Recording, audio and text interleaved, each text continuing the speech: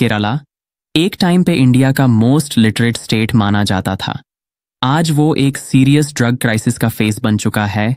Kerala is in the grip of a drug crisis like never before. The state, known as God's own country, is now staring at a darker identity, Udta Kerala. In 2024, Kerala logged 3 times more NDPS cases than Punjab. और situation इतनी बड़ी हो चुकी है कि केरला ने पंजाब को भी पीछे छोड़ दिया है in terms of drug abuse. बच्चे, हाँ, सिर्फ 9 या 10 साल के बच्चे अब ड्रग्स के यूजर्स ही नहीं बल्कि सेलर्स और मैन्युफैक्चरर्स भी बन गए हैं।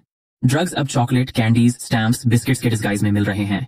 इनमें MDMA, LSD और मेथ जैसे एक्सट्रीमली डेंजरस केमिकल्स होते हैं। और सबसे शॉकिंग बात, ये ड्रग्स अब स्कूल के पास वाली दुकानों पर भी मिल रहे हैं। बखौन को फ्री सैंपल्स दिए जाते हैं या ये बोला जाता है कि ये उनकी कॉन्सेंट्रेशन बढ़ाएगा। ये सिर्फ एक ट्रैप है।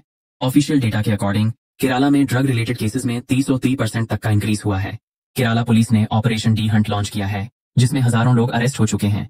लेकिन ये सिर्फ सरफेस है। इस ड्रग सप्लाई चेन के रूट्स अफगानिस्तान के पॉपी फील्ड से शुरू होते हैं, ईरान और पाकिस्तान के थ्रू इंडिया के कोस्टल पोर्ट्स जैसे गुजरात में आते हैं और फाइनली रीच करते हैं हमारे स्कूल्स और कॉलेजेस तक।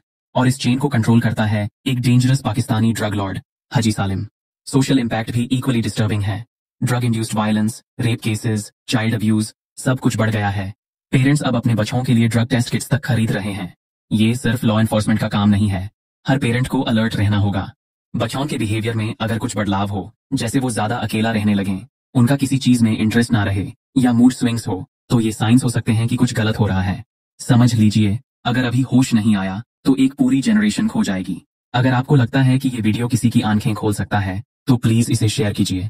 अवेयरनेस ही सबसे बड़ी ताकत है। सब्सक्राइब कीजिए चैनल को और कमेंट में बताएं कि आप इस इशू के बारे में क्या सोच रहे हैं। Let's stand together against this silent epidemic.